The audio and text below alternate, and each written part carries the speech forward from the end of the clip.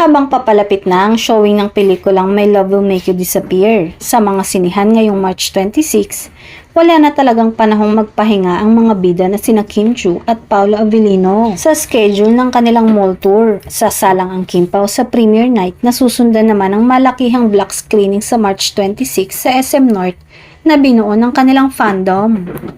At sa March 27 naman ay lilipad sila pabalik ng US para sa special screening ng pelikula sa March 28 at 29 at 30 sa Los Angeles, California.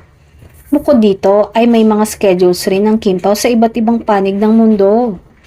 Kaya naman ilan sa mga fans ng dalawa ang nag-aalay na ng dasal at tila nagpapamisa para sa kaligtasan ni Kim at Paolo sa kanilang kalusugan at pati na raw sa mga gustong umatake sa kanilang mental health.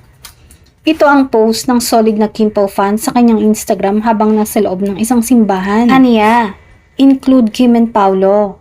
Protect them, Lord, from diabolic attacks, physical, mental, emotional, and spiritual.